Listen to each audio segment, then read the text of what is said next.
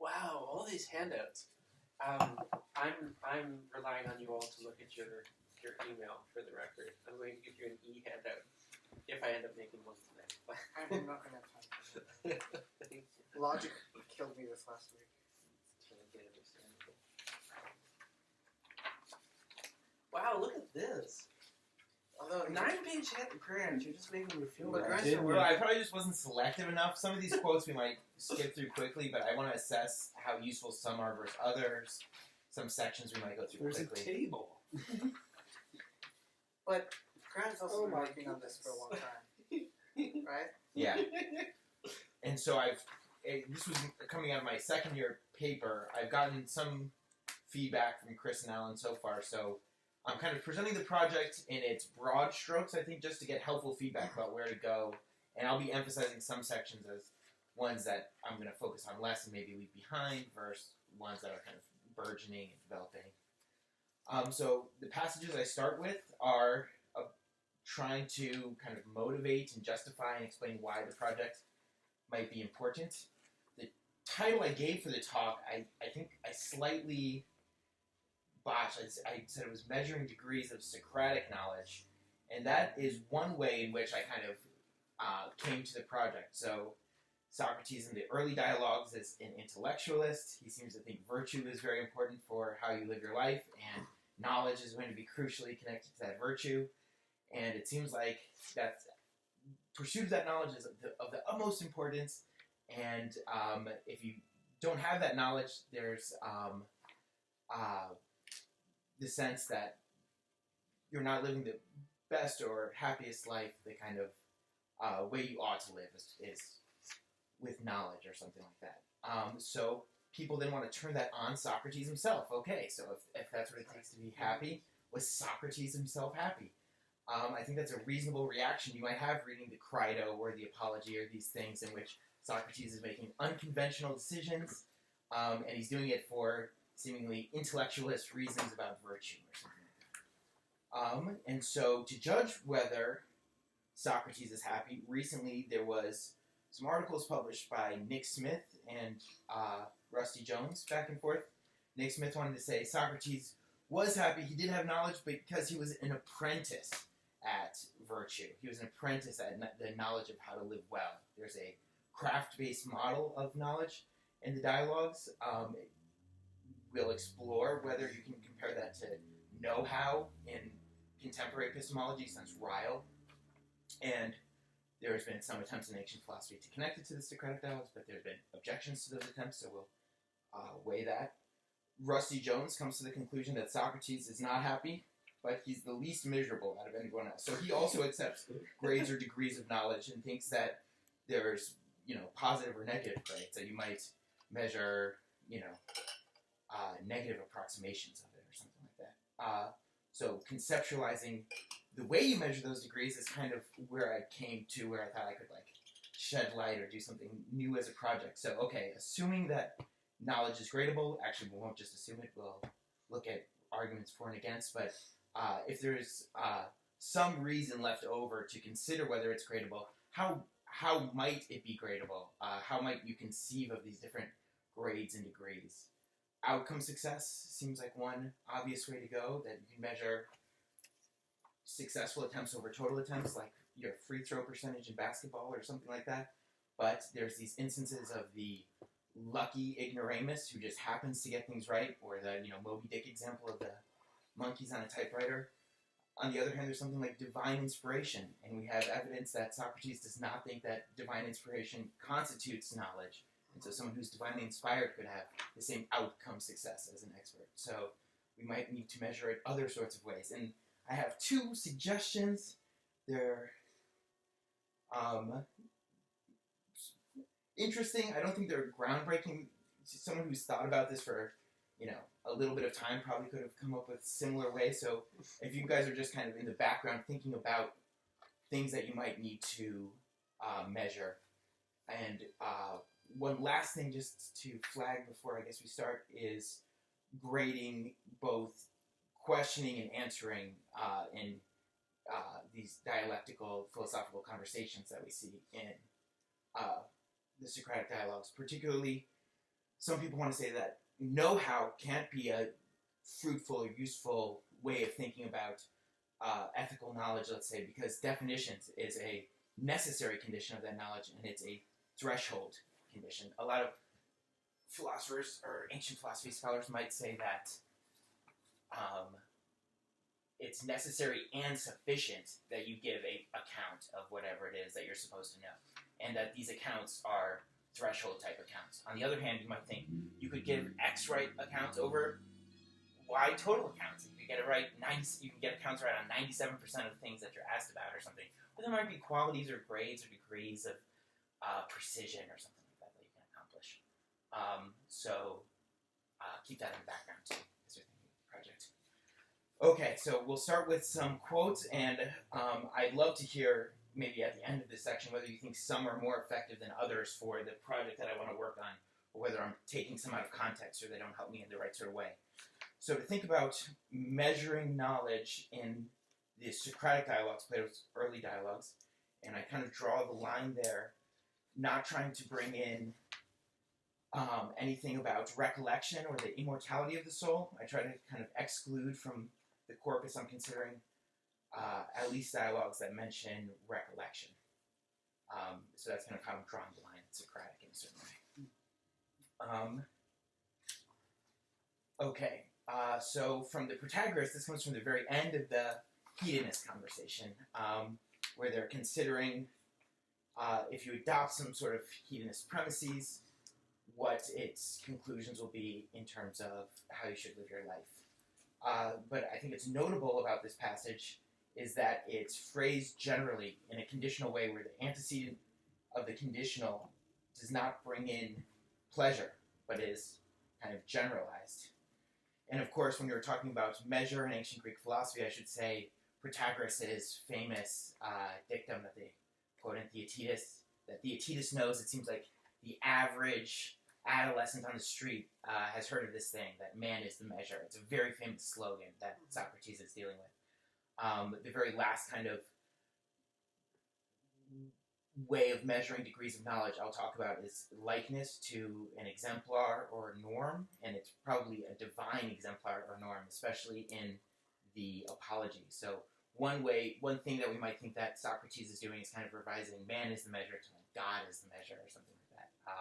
It's a possible thesis I've been entertaining. Okay, so the Protagoras quote, if then our well-being depended on this, doing and choosing large things, avoiding and doing the small ones, what would we see as our salvation in life? Would it be the art of measurement or the power of appearance? The art of measurement would make appearances lose their power by showing us the truth, would give us peace of mind firmly rooted in truth, and would save our life. So if there's large things and small ones, and this is pretty essential to my notion of gradability, is more and less. And all it might take for there to be grades or degrees of knowledge is for there to be more or less of them. And in the paper, I might have one quote later on in this passage. I use a lot of vocabulary from the Hippias Minor, where they describe the ways in which Hippias is a superlative knower, and he can answer more, he can do more things, he can do them faster, he can do it more times, and so I consider these various ways they talk about Hippias accomplishing or demonstrating his knowledge in a more or less kind of way. Something else to keep in the background is, okay, so is knowledge something that has a magnitude that's we can say is more or less in a person? And to talk about that, one thing I want to think about is epistemology. We'll see there's questions about whether there is epistemology in the Socratic dialogues, but something else that there's maybe even less of in the Socratic dialogues is metaphysics. But we might ask, like, what if the soul is what knows, and it's maybe a dunamis of a soul is what's knowledge? How can we assess whether whatever our ontological category of the soul is and how it knows, whether that thing could be measured such that there's more or less of it? And again, dialectic, philosophical discussion might be some way of getting at that. Jonathan? I know you're not heading toward the late dialogues, but if you want to keep them in the back of your mind, while there's not an explicit metaphysics or ontology here, the language being used and the notions being used are not inconsistent with what you find in the Philebus.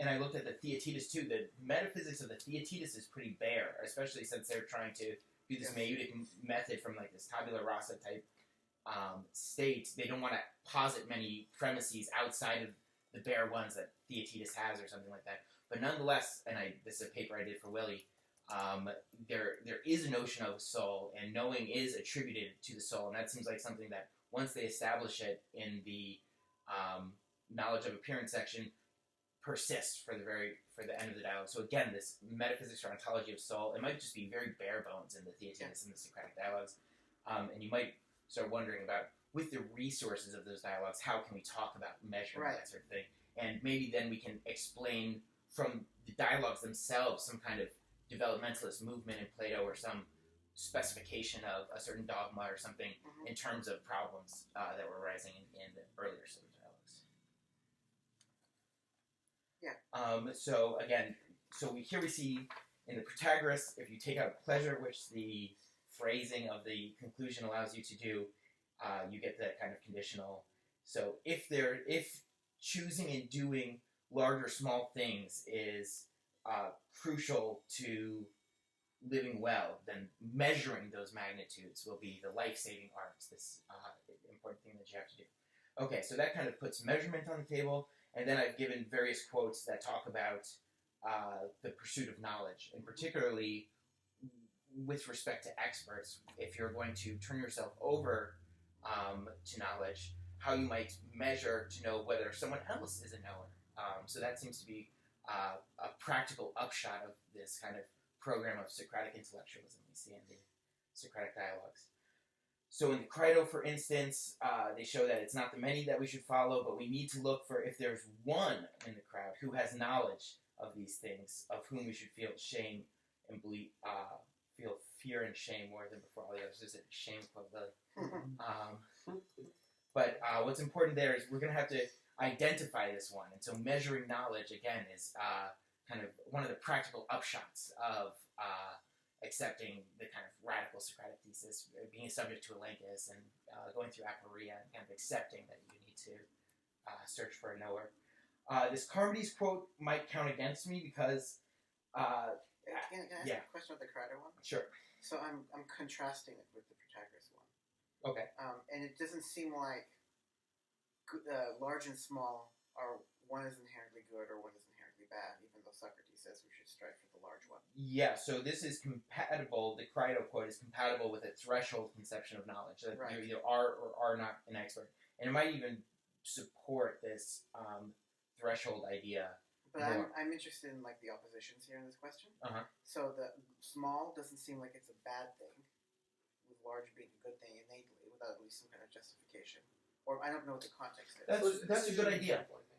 Of like, right? Isn't the context here is he's saying it's like hypothetical if a world being dependent on. Oh, I see what you're saying. And it turns out so it's an analogy, and then he's going to. I see. The thing that it's analogous to is our life being dependent on the art of measuring. Our world being depending on measuring. Pursuing the pleasant and avoiding the painful. I see that. Yeah. Yes, but you might think that it is disanalogous, and so whatever conclusion you take from the second part of the Protagoras, knowledge isn't the sort of thing where more of it is better, let's say, and so therefore you wouldn't satisfy the antecedent of the condition. Sorry, do we know why the fireplace is on? No. Is that just a pilot light? No, that's just the pilot. Yeah. Oh, okay. That's just the pilot light. Okay. They there's a note in the cabinet that says leave the pilot light on. Oh, okay. Okay. That makes me feel a lot better. We could turn it on if you want. No, it's fine. Sorry, I didn't mean to hijack.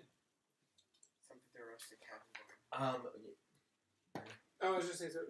So are we supposed to get? I get. Maybe I'm not understanding. Yeah. But I thought you're saying that we're supposed to get an idea of degrees of knowledge out of the Protagoras. No, that measuring art, Right, the idea of a measuring art being particularly salient in the Socratic dialogues or something like that. And it's only if we satisfy the antecedent, and so we might not satisfy the antecedent.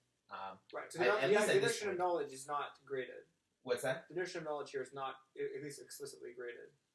It's yes, knowledge is under discussion. They're talking about pleasure in this context, but it's I was generalizable conclusion. I was worried you were saying something that you weren't saying, but I see that you're not saying it. Yeah, but maybe it is maybe to open a paper with that sort of thing where you're taking a conclusion completely out of context from what presumably is supposed to be.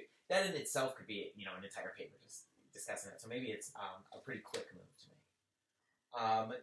The Carmody's passage talks about how beneficial knowledge of knowledge might be, and I love the very end. If you had knowledge of who is a true prophet versus who wasn't, how great that would be, because then you would know who knew the future, so that you could just let them guide you.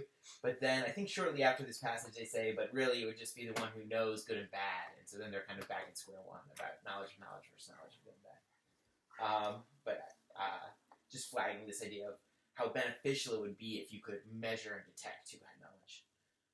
But again, in the Carmody's passage, a threshold conception of knowledge is certainly compatible. There's nothing necessarily graded about that. Alcibiades 1 talks about is a protreptic dialogue where Socrates is trying to turn Alcibiades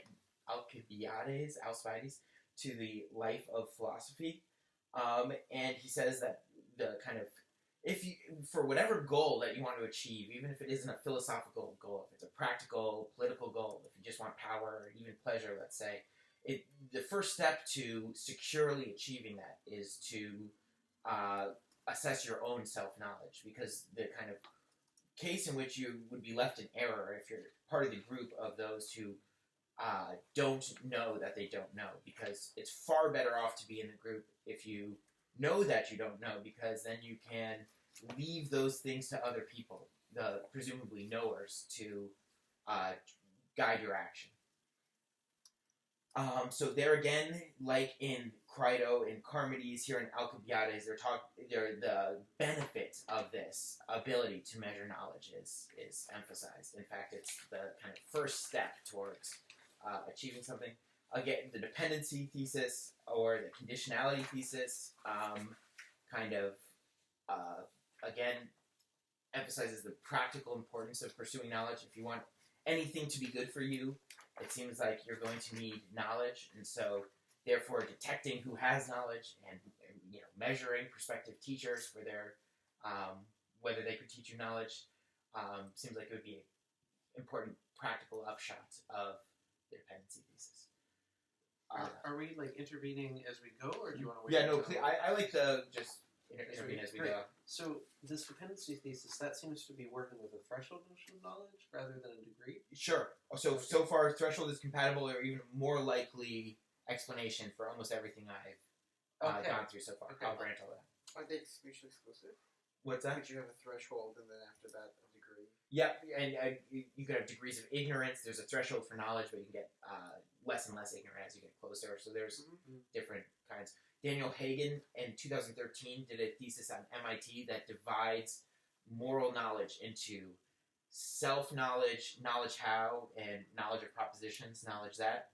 And then he thinks that you could have various combinations of these three, and you might have thresholds. There might be some sort of threshold, but you might be able to achieve it using different amounts of different combinations. There's all sorts of models of gradability that you might apply. So I think it's helpful to intervene and do this project so that we can get clear about these things, especially if we're using it to determine whether Socrates is happy or things like that. Both in general and with respect to this specific case of knowledge, how are your concepts of gradability and threshold similar or different to a sort of context dependent or contextualist analysis? Yeah, so I have contextualism. It's at the top of page 3 before the craft model of knowledge. So we'll get to. Let's just save it for that. Yeah. So let's see. So you have all this. Okay. So then, just to set the stage in terms of the direction where secondary literature has been from the 1950s to the 1990s in Socratic studies, it was pretty much the case. Besides, what you might call outsiders or more idiosyncratic positions, that there's no kind of full-fledged epistemology or metaphysics in the Socratic dialogues. It's completely absent. They're just purely ethical, and Socrates has no positive positions. Most of them are not consistent or not well justified, and none of them are well justified. They're all dogmatic. So yeah, Will, you had a reaction to this. How did Cruz just get anything published? That's weird. Some people love him in this room. He was protracting for some people. do Yeah, love him in this room. yeah, I just love him so much. But yeah, if you read the Charmides, there's all this stuff about Dunamis. it's There's just no one around to review his paper. Because he was resurrecting our field from the ashes. 1991, Socrates, ethicist, Irenaeus. It's one of his major works. But that was all republished papers, wasn't it? Okay. I was looking at the 1957. Yeah. But you can see he held the view for his entire career, pretty much. Yeah. And Woodruff is one to go along with it. One thing that's famous about the Socratic dialogues are these inconsistent avowals and disavowals of knowledge. So you have Brickhouse and Smith kind of observing that, especially since Socrates' interlocutors are judged on their ability not to contradict themselves. I think that's a particularly poignant point that inconsistency is what you're trying to avoid. Socrates is just so regularly inconsistent about these things. So I gave some footnotes there. He claims to know some truths. Sometimes he just only believes things. That's that Gorgias passage. Sometimes he knows smikra things. Other times he knows nothing. He's sunoid as nothing. So it does seem to be pretty inconsistent between contexts. And so you've gotten various contextual solutions. Benson talks about ordinary versus robust knowledge. There's knowledge E versus knowledge C, elenchic knowledge versus certain knowledge in Vlastos. There's evident versus non-evident in Lesher. And so that's the kind of you might call standard solution, is to have some kind of contextualist division to account for the situations in which Socrates disavows knowledge and to explain the situations where even then, within the same context, in the same set of claims, he often seems to assert that he has knowledge and doesn't have knowledge. So I've been spending a lot of time at the end of the Apology, and this is something that really troubles commentators, because he's going to say, I don't know what death is like, right? In the disavowal of knowledge. And then you get the argument, well, death is one of two things, and if it's this, it's good for me, and if it's that, it's good for me. And so that seems to be like a direct contradiction of the disavowal of knowledge. First, it's not clear that that knowledge is the norm of assertion, right? So you're not necessarily rationally committed to saying that you know something just because you assert it. First of all, other thing would be I would look at the epistemic verbs, right? So have you looked at? I think it's Gail Fine's paper on the Apology, I have it with which me is here. so thorough at looking at the different verbs that are used and how they differ. Okay. So for instance, the part where Socrates says that the part that's often translated or understood as Socrates says that he knows nothing, it's sunoida, which is more like I'm aware that I know nothing. It's not necessarily. I mean, it's different. It's a different verb. If you just track the uses of the verb, then it's far less clear that there's any contradiction in the Apology. I'll have to take a look at that paper then. That sounds You should. useful. It's an excellent paper. Do you know what the title is? You said you have it with you, Graham? Yeah, It's it's in my my bag. I think the title is something like "Does Socrates say?" It's a reference to this. Does Socrates claim to know that he knows nothing? Right. Okay. It starts on a cruise ship or something, and she sees someone with a T-shirt that says, "The only thing I know is that I know nothing." She's like, "Does Socrates ever say that?" That's basically the investigation. Is because it's something you go to Cicero, right? Cicero says, I mean, it's all through all this, even in the ancient world before you even get to modern commentators. Everyone says, "Oh yeah, Socrates. Socrates said, I know that I know nothing." And if you actually look at the text, it's not clear that he ever said that. Right. And that's what the paper's about. It's really hard to imagine you'll find on a cruise ship as well. It's very easy for me to imagine.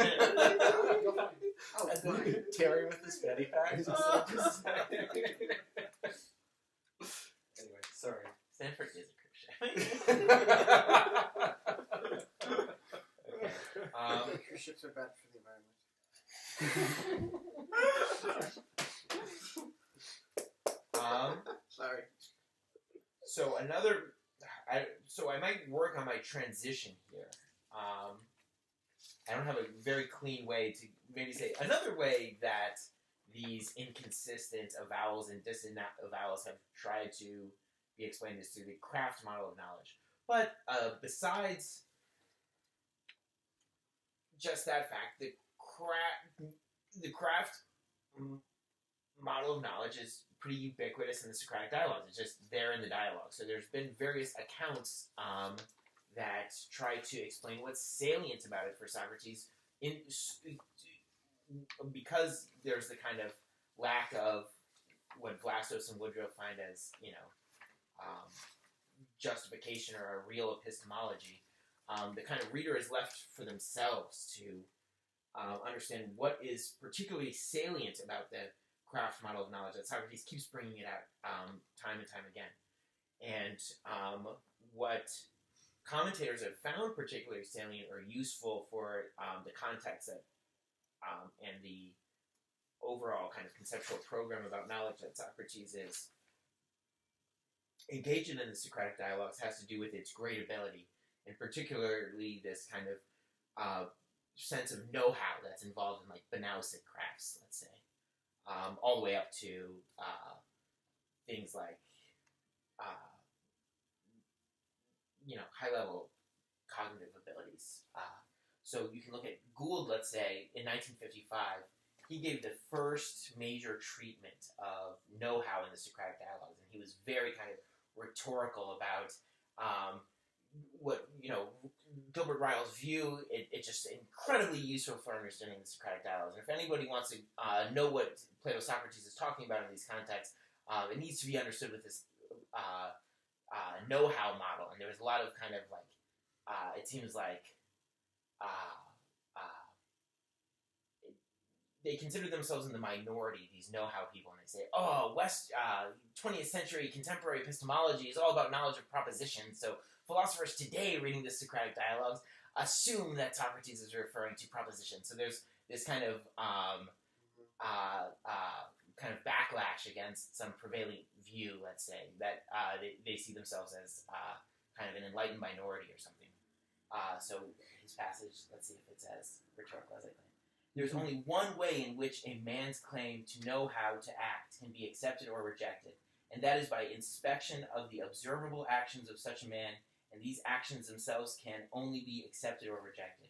There seems no question in these early dialogues of looking for an objective justification for moral behavior.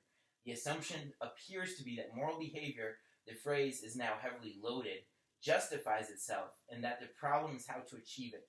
Whether or not this is accepted, there can be no doubt that episteme is to be evinced in action. It is not some separable state of mind.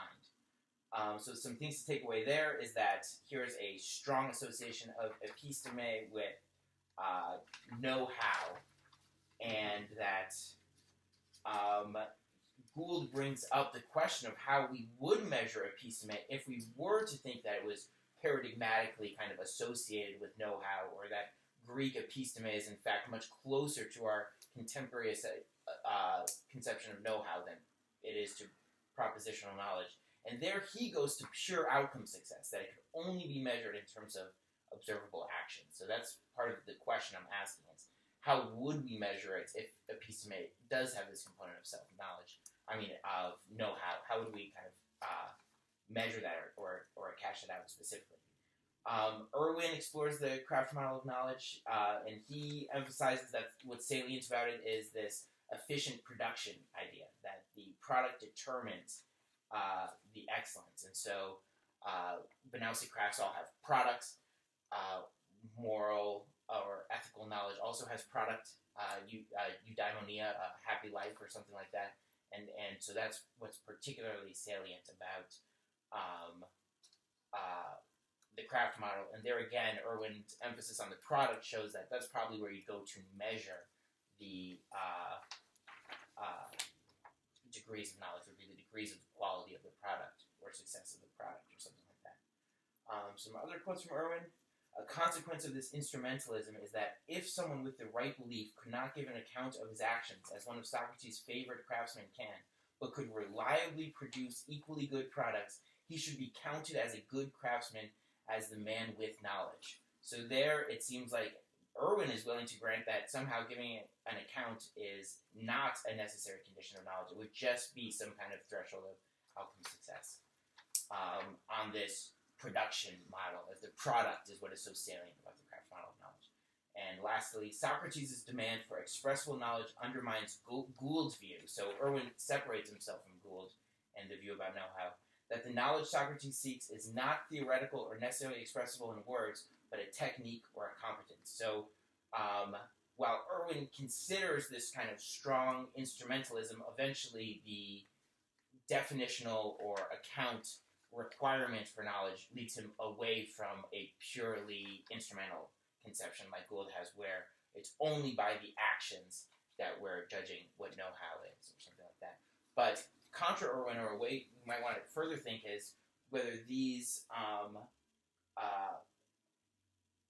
demands for expressible knowledge might themselves be met in degrees, whether there could be degrees of giving an account or justifying oneself in words.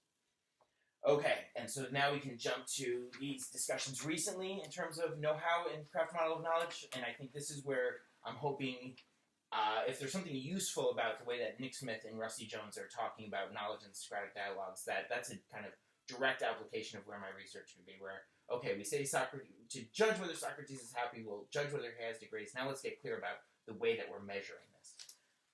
So I'll just read these Smith quotes really quick. Drink. Does someone actually want to just change the voice? Would someone mind reading these next two quotes? It's kind of single space, so it might be hard. Sure. Go for it. Since the conception of knowledge that seems to be at work in Socratic virtue intellectualism is explicitly characterized as being some kind of craft, this divergence between his gradable conception and our own should not come as a surprise. It is a commonplace to regard know-how as gradable. So again, Smith is, like Gould, emphasizing this kind of know-how aspect that comes in craft knowledge or something like that. Okay, the next one too, Roy, if you don't mind. It goes on for the next page. It's a little longer. Sorry. Knowing how is not a theoretical achievement, knowing how is not a threshold achievement. It is rather one that is gradable. That is not to say, however, that knowledge, or fact knowledge, has nothing to do with the sort of knowledge that Socrates has in mind as a virtue intellectualist. To return to my example of knowing how to dance the cha-cha, it seems that one must at least know how... It seems that one must at least know that the basic step is a 1-2, 1-2-3. A carpenter must know that this tool is a hammer, and that one is a saw, and also know that the saw is used to cut wood, and so on.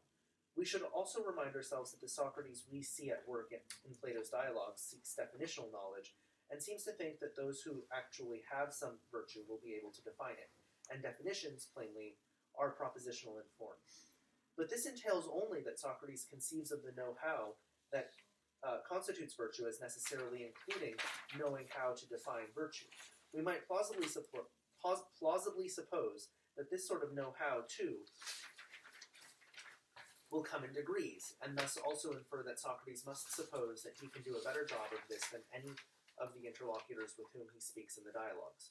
So in saying that Socrates' virtue intellectualism has a kind of know-how as the sort of knowledge in which virtue consists, we should not suppose that there is nothing in our texts that rules out uses of epistemic terms that would be readily suited to the more familiar versions of contemporary epistemology. The distinction made herein is about which sort of knowledge is the essence of Socratic virtue intellectualism. Knowledge that may be symptomatic of knowing how, or even a necessary condition of it. Okay, so I think that kind of puts the contemporary view on the table. I see some head shakes. I'd love to get considerations now about applying knowledge how to the Socratic dialogues. If most of your objections are on linguistic grounds, kind of like Gail Fine about verbs, just maybe hold those till the next section. But more conceptual problems with knowing how on the contemporary side, on the ancient side, reasons to shake your head. I welcome those sorts of things, or other kind of views in the literature which you think ought to be included in summary of these sorts of things. Sorry, I just saw the Bernier quote in the footnote 19. It's really funny. Sorry. So A post-mortem on the Epistemic episode. choice guy has begun. So if know-how is not threshold but gradable, and then Nick's willing to talk about knowing how to give definitions, that seems really odd to me. So perhaps knowing how to give definitions in general, I could see. So like, I'm able to give definitions for more things or different classes of things, and therefore there might be a gradable notion there. I think he is saying that Socrates has that general skill that he's better at giving and demanding definitions than other people. But Like definitions continue as your. such? I think so, or at least dialectic as such. Whatever activity you see going on in dialogues, he's better at that. And I wonder whether questioning goes with answering, whether it's a two-way skill or each are separate. But the sort of knowing how to give definitions is relevant to having virtue, surely, is not a general ability for giving definitions, but the ability to give a definition of virtue. That's an interesting point. I'm not sure whether... And like, well, I'm sure that another question in the area. So do you think that Socrates... Surely Socrates doesn't...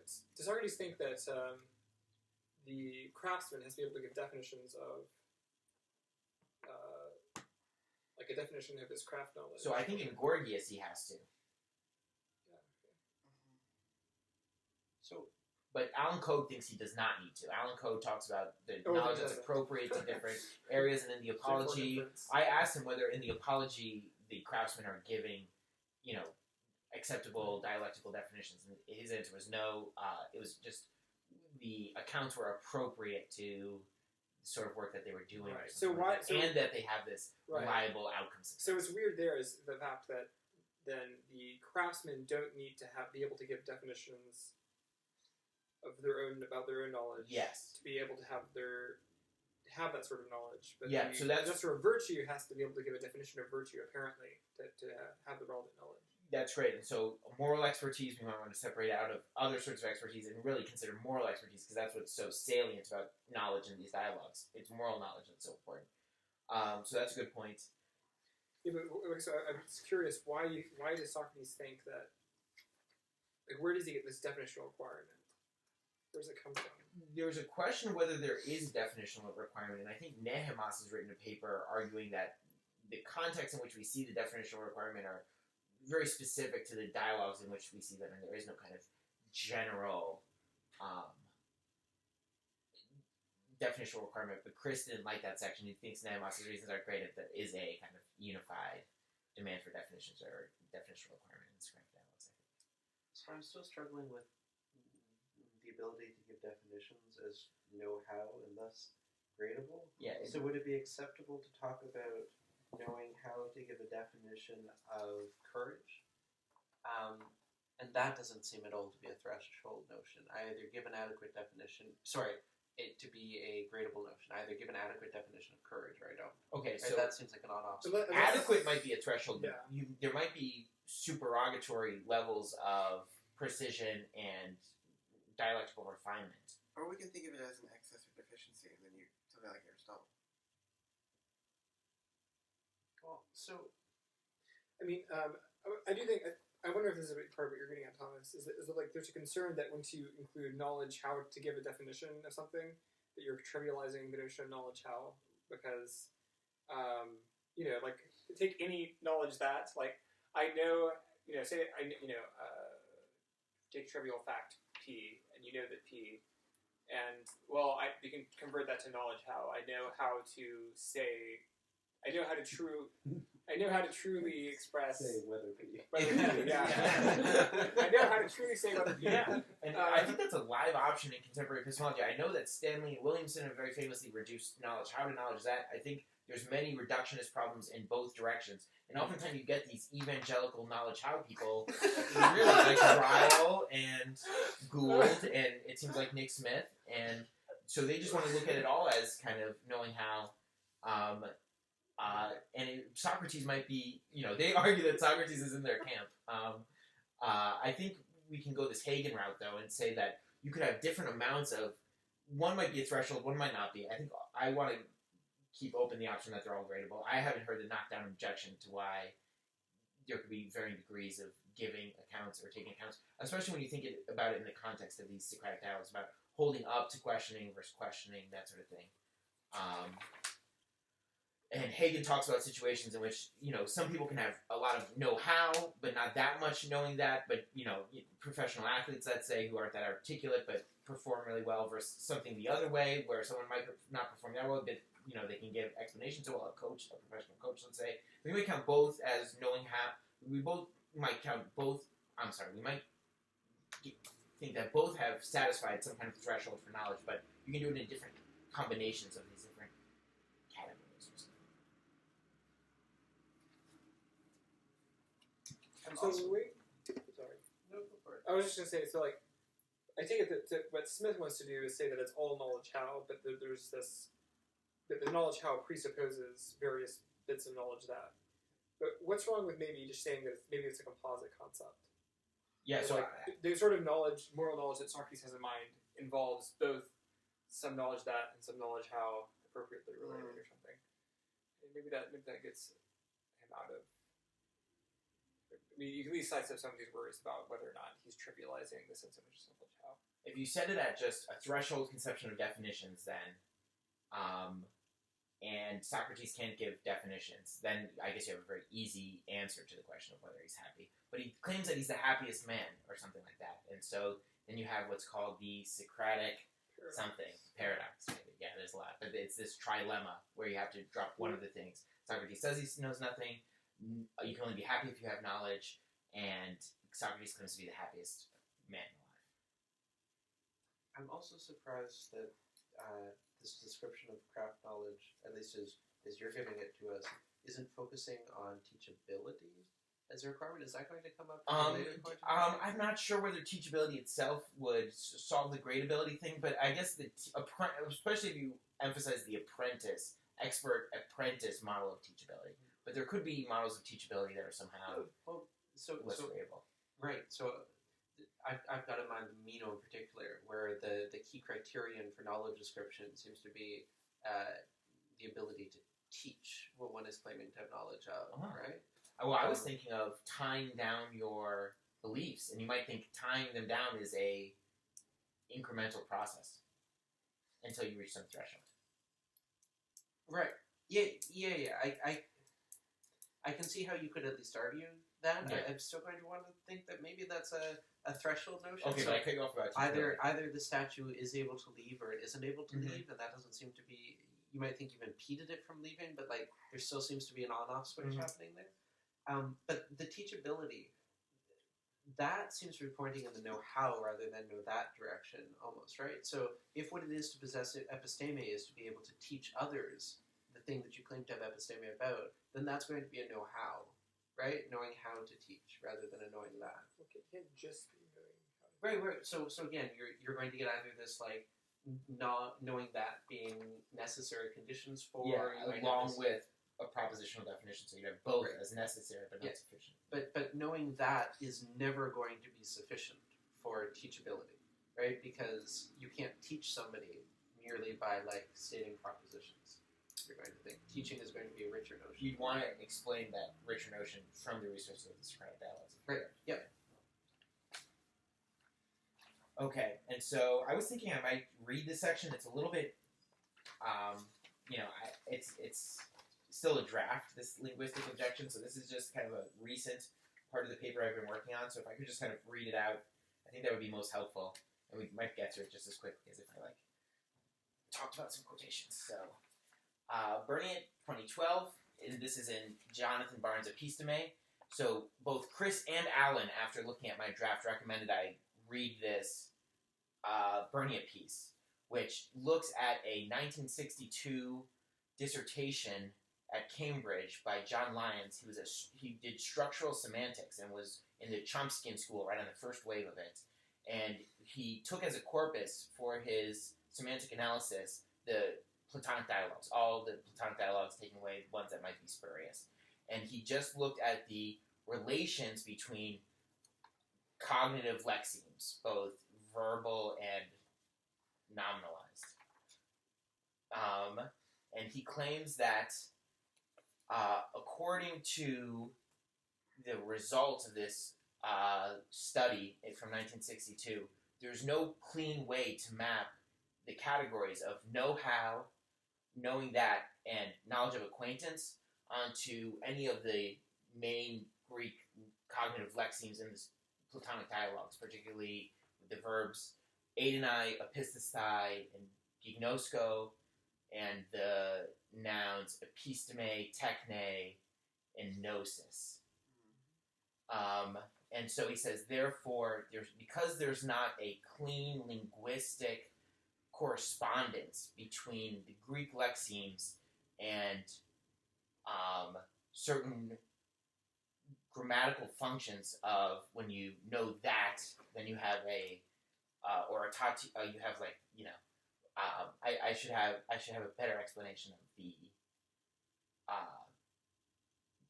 grammatical conditions for knowing that, but it takes a that clause and knowing how, that sort of thing. So I'll just kind of read through what I've said about that.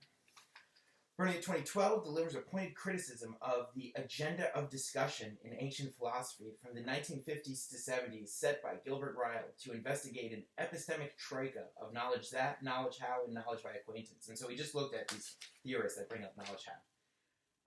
Bernie claims that this troika belongs to its time and place, the mid-20th century, and that seeing as it has fallen out of favor in the last decade among contemporary epistemologists, the troika tells us more about our own local past than about the language and thought of distant cultures. The effect of Berniet's invective is powerful enough to stop a scholar in her tracks. However, Berniet's chief criticism is not aimed at any investigation into epistemic distinctions like knowledge how versus knowledge that versus knowledge by acquaintance in the ancient texts, but rather against accounts of ancient epistemology that aim at establishing a one-to-one pairing between ancient Greek cognitive terms and recent epistemic concepts, such that ancient Greek cognitive term can be exclusively assigned to one or another member of the epistemic troika. Berniet continues to make pointed criticisms of only certain kinds of investigations into the epistemic troika, namely those that are grounded in linguistic rather than conceptual distinctions between epistemic distinctions like knowledge how versus knowledge that versus knowledge by acquaintance. The moral is that the act of translation cannot be achieved by a one-to-one pairing of a single Greek construction with a single English construction. Okay, so again, this is in draft form. Berniet claims that in English, the troika distinguishes kinds of knowledge by modifying the verb to know with a that clause, a how and verbal infinitive clause, or a direct noun phrase, respectively. He then goes on to reject the troika because these linguistic criteria are not firm enough to deliver the philosophical goods, even in English, let alone when applied to ancient Greek. Just as he argues that there is not sufficient linguistic grounds for the troika in English, Berniet goes on to claim that projecting the distinction backward onto ancient context can only base a one-to-one pairing on superficial linguistic features of a dead language. Berniet mentions Runciman in 1962, Lesher in 1969, and McDowell in 1969-70 as instances of this mistake. Berniet makes it very clear that his criticisms are directed at linguistic conceptions of the troika, as he refers to it as an English scheme. Berniet then evaluates whether equivalent Greek constructions employ the same grammar.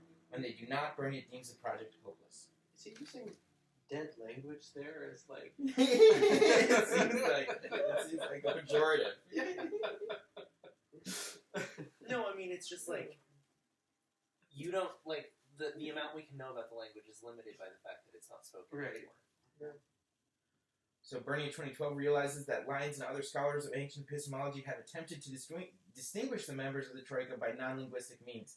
That is to say, rather than identifying knowledge that with any cognitive verb that takes an oratio obliqua, or knowledge of acquaintance with any cognitive verb that takes a direct object, scholars have attempted to differentiate them according to their conceptual content rather than their grammatical function. Berniet concludes on the strength of the evidence from Lyons 1962 that there is no one-to-one correlation between the modern epistemic troika and particular ancient Greek cognitive terms, yet Berniet goes on to make the unlicensed conclusion that the debate about Plato and the epistemic troika should have stopped dead in 1963. Instead, Berniet can only justify ending the debate over a one-to-one pairing between modern epistemic concepts which Berniet argues cannot be defended on linguistic grounds in ancient Greek epistemic vocabulary. So really, his entire kind of article is directed against Lyons 1981. So in 1981, for this festschrift from Ullmann, I got both these out from Green Library, Lyons is trying to translate his kind of dense dissertation into, non-technical linguistic data. And so he starts applying techne to know-how episteme to either know-how or knowledge that, and gnosis, gnosko to direct acquaintance or something like that. And that's what Bernian's comments are mostly directed against, and scholars that have gone on to do that same sort of thing. And here, around here, I might also want to bring in Fine, who talks about the different contexts of these epistemic verbs, such that you can't kind of assign a single sense of knowing to any of them. And so I think a position I have to take is to kind of define my project as conceptual. A lot of the lines he cites, like in 1981, Lakoff and Rausch, these cognitive linguistics and that sort of thing, in which case you have kind of prototype conceptions of different concepts, sometimes with fuzzy boundaries. And there's been scholars of Mesopotamian epistemology and Egyptian epistemology, like Gebhard Sells, and he uses this kind of cognitive linguistic model when he talks about the different lexemes and semantics of epistemic verbs in those languages, cognitive verbs in language.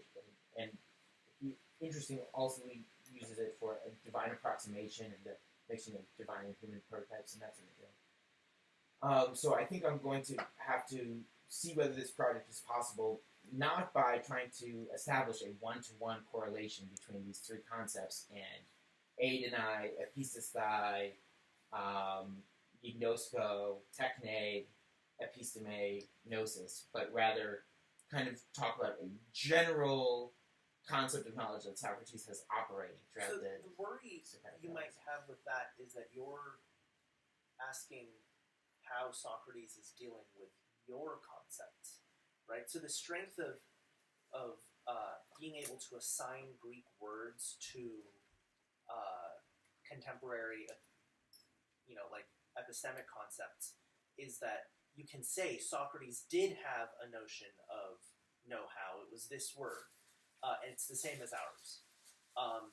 If you lack something like that, then your project looks like it's going to be asking the question, what did Socrates think about this thing that we've theorized about, but that the question is open whether he had any conception of that. So that might be one thing you miss if you try to just sort of bracket off Bernian. Yeah. The grounding for it might be this explicit language of both measuring and detecting knowledge that you get throughout the Socratic dialogues. And so you might want to say, just using the resources of the Socratic dialogues, there's this utmost practical importance of determining whether you yourself and others around you have knowledge or not. And it's explicit, and that sort of knowledge is explicitly cashed out in terms of measurement sometimes. And so how would we measure knowledge if Socrates thinks knowledge is essentially constitutive of virtue, or a big part of what it is to be virtuous? Then when we want to know whether he's happy or whether we're happy or anyone's happy, we're going to have to figure out how much knowledge they have. And so I'm proposing 4 ways of measuring that in degrees. But some parts of knowledge might just be threshold. The kind of craft model that Socrates goes to has this kind of room for the apprentice in it, and so measuring the kind of the different positions of the apprentice in this kind of teachability condition for knowledge seems like one place where it could be useful. So I don't know whether that's a sufficient response. I like it because you sort of change the question a little bit, right? It's not does Socrates have this conception of know-how? It's like, was Socrates' conception of knowledge measurable?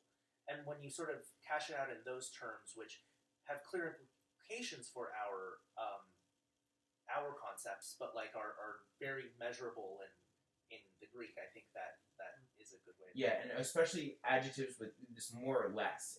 Knowledge is in different domains, more or less, in throughout the Socratic dialogue. So that's another place I point to. So am I right in thinking that these linguistic objections are only possibly a concern because you're maybe bringing in the knowledge, the know-how model as a way of getting the gradability of knowledge on the table?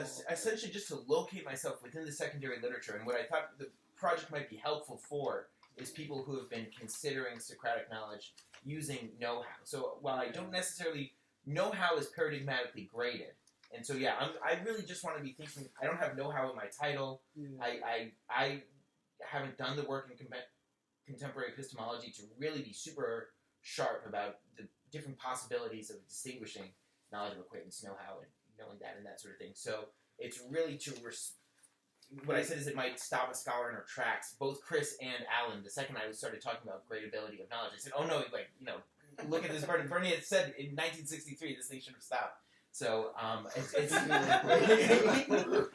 Can you unpack that a bit? So, saying that sort of Socratic knowledge is know-how is one thing. Saying that Socratic knowledge is gradable is another. And it seems like you can do the latter without running into these sorts of Bernian style objectives. But maybe I'm missing something. So that's initially I hadn't read the Bernian piece, and I was only I just to talk about gradability in contemporary scholarship on this. It's in the same passages you get things on know-how. So to engage with the I guess what I'm scholarship. wondering, why not think that that's a contemporary mistake? Yet another contemporary mistake. Because it seems like acquaintance knowledge is definitely gradable, and we might even think that knowledge that is gradable in different ways. Sure. So maybe all of our concepts of knowledge are gradable. Now, the fact that people who talk about know-how also talk about gradability, that in itself will be reason enough to gesture at that literature if that's all you're concerned about.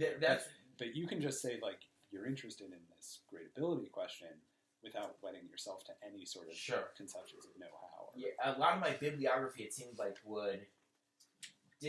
I guess I should just make explicit when I talk about the whole tradition from Gould to Nick Smith about grades and degrees of knowledge, to make it clear that it's been this research has gone side by side with projects of applying know-how to the Socratic dialogues.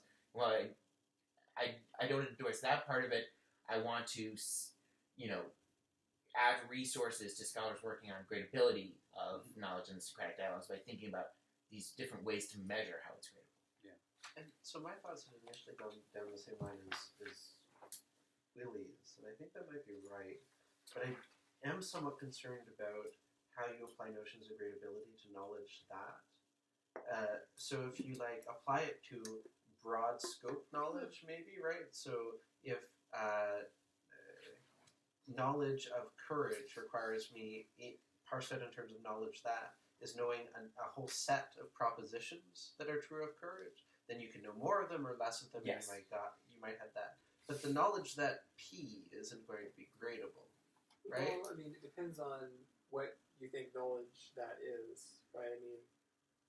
For instance, if you thought that knowledge that P involved knowing the causes of P's being the case, then you might think that your ability to synoptically grasp the way that the cause necessitates P is something that comes in degrees. So That's precisely. also something that's operating here for me is it seems like the consistent conception of knowledge as being a dunamis, which is I never know how to say it in English, seated in the soul. I don't know what kind of word to use about the relationship between dunamai and soul, but they're somehow of the soul or something like that.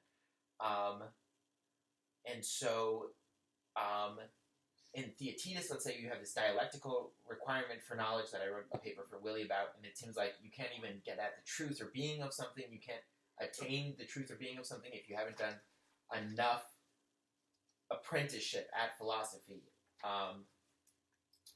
And so there it seems like I've taken a little hint to kind of consider gradability in terms of the soul, the thing which has the dunamis of knowledge to say that P. And so it seems like a better philosophically trained soul, it seems like has more knowledge of the truth of and being of P than a less trained soul.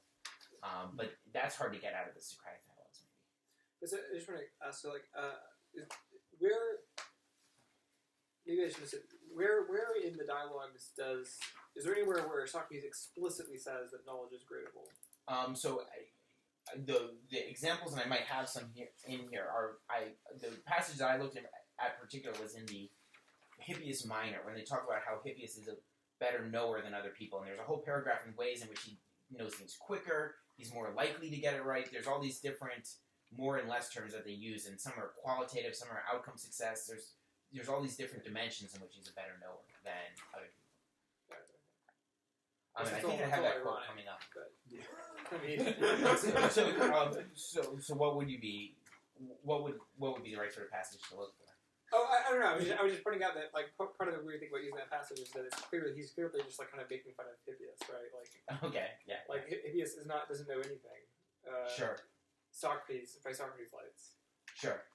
But and a lot of the great ability language in that passage is coming from all the analogies he's running, right? So he's talking about like analogy to the sprinter or analogy, and like those, of course, you're going to have like more quickly or whatever. So you might think you could also explain it away on the basis of analogy.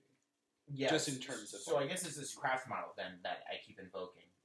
The craft model in general accommodates sprinters and things like that. And might paradigmatically. Right. I mean, I take the point that like you would think that like having a techne that seems like the sort of thing you should be able to have more or less of. But I just don't know. I don't know. Off the top of my head, I don't know anywhere in the dialogues where he explicitly talks about people who have a techne to a greater degree. You know. Well, a techne to a greater or lesser degree. That's a good question. You have himself who has human knowledge, so you can have different degrees of knowledge there between divine and human, at least. But that's not. I mean, although we're not told that those are two different degrees of the same knowledge. Where those could just be two different sorts of knowledge, right? Unless we get a more determinate view on what exactly the knowledge in question there is. So I'd like to hear about that for this degrees of likeness. So are we doing okay on time? How quickly should I zoom through this? So we started at 9, I think. So maybe like 10:30 is a good stop. And what time is it? It's 9:56. Okay, yeah, that's great. So let's see. So here's a Hippias Minor quote for iterative. So okay, now we'll get to the ways of I've thought about measuring degrees of knowledge. So I have 4 main ways. The first 2 are with respect to. Yeah, I might get a water really quick. Should we take a quick 3 or 4 minute break? Do it. Okay. Okay. Didn't somebody say they wanted coffee? I did. That's ridiculous. I mean, That's not so bad.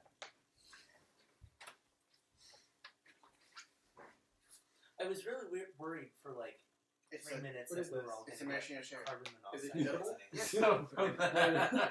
Just me, the person sleeping. Well, no, because then you started coughing, and I was like, oh my god.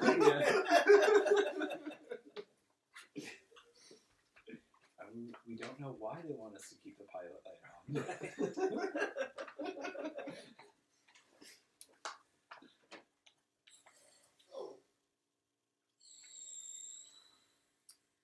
So Willie, one of our, I don't know if you know Eileen, it's first year. No. She's having it's her birthday this Thursday. She saved my butt in logic. We were allowed to work together. I'm going to make her a zombie and put a floating lime boat, a flaming lime boat on top. Oh, yeah. With the overproof round. I've never done that before, but it sounds like it'll be fun. Mm-hmm. Yeah, I think the last drink that I had out, where there was a flaming lime boat, I think they actually torched it at the table, like with a little burner. Is it? I wonder if a match is okay. It was cool because they actually like charred the lime. Yeah. We're getting some of that in there too. No, that was a very good drink, but it really made me very sleepy. So. You're the one who wanted the straightforward one. It was good. It was good. I enjoyed it. It was just like...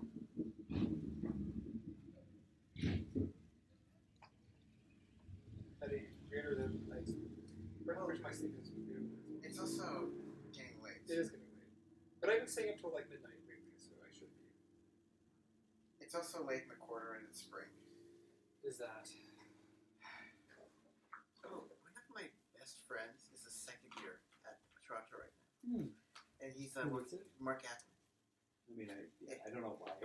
He's Yeah, working it's under. been a while. Yeah, It's something I get rumors through Jess. he's working under Rachel. Oh, So- really? So you'll Oh, get a okay. chance to meet him when you get back. Yeah. That's great. He has Platonic and Stoic ethics. That's great. He was going to come to this because his family lives in Sacramento. Oh. He's here right now. But he would have to go to a wedding tomorrow. Otherwise, Well, yeah, I definitely look forward to meeting him. One quote that I skipped through pretty quickly was from The Lions 1962. So that's the one that Bernier wants to kind of return to, and he thinks all the kind of steps in Lions 1981 were misguided. But even there, I went through the dissertation, and Lyons throughout is operating with this distinction between know-how and knowledge. And he talks about native language speakers, and even talks about Plato in these terms that they didn't have explanatory knowledge of their lexemes and that sort of stuff, but they have this other kind of performative knowledge. So there's a question about how much of that kind of assumption in the structural semantics gets into his analysis, but it's you can't really kind of avoid this problem just by using Lyons 1962 as Bernier kind of urges us to do, because you can read the quote: "The result of the investigations of the kind that I have made is to organize and make explicit this previously," what he calls intuitive knowledge of the lexical fields and relations holding between their constituent lexemes, to replace what was previously, here he calls it performative knowledge, with what might be called descriptive knowledge. And that, I think, pretty cleanly maps onto knowing how versus knowing that, or knowledge that such is the case. Okay. So I have been thinking about ways of, Isn't he's talking about second order knowledge of the language, right? Mm-hmm. So he's talking about knowledge of how to use the lexemes versus knowledge, like descriptive knowledge of what about the lexemes. Yes. Right? Yes. So how does that affect really the? I guess I'm not saying how Maybe that not at all, but at least the study that Bernier is endorsing has a background assumption about, in this study of Greek cognitive verbs, it has a background assumption about first order versus second order knowledge that Bernier thinks we ought not be projecting back onto.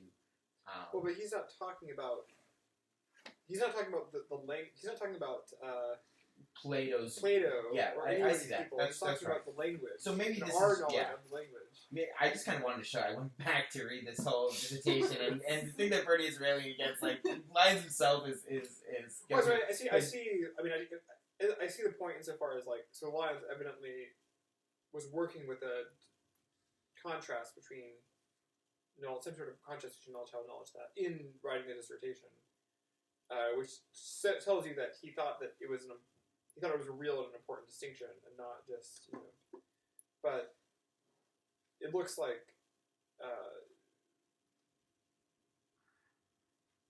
Here he's not talking about. He's talking about our knowledge of the Greek language. Yeah, that's right. That's right. So that was maybe a misleading. Okay. Sorry, just before. Sure. So there's a really interesting passage in the Second Alcibiades, which you might not think is genuine, but seems relevant here. I'll just read it out. It's 140 C to D. So he's comparing different sorts of diseases, right? Mm-hmm. So there's fever and gout and all the rest. And then there are different sorts of craftsmen, shoemakers and carpenters and sculptors.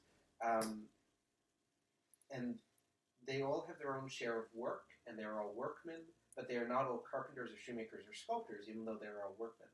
Well now, in the same way people have shared out stupidity among themselves. Those who have the largest share we call madmen. Those with a smaller share we call fools or asses. People who prefer euphemisms call them big-hearted or simple, or naive or innocent or dumb. You will come across many other names if you look for them. But all these things are stupidity, and differ from each other in the way one kind of work and one kind of disease differs from another. Isn't that right? So what's interesting here is at the beginning of that paragraph, you seem to have a degree bit, and he actually talks about the pleiston meros of aphrosune, and then an oligon elaton.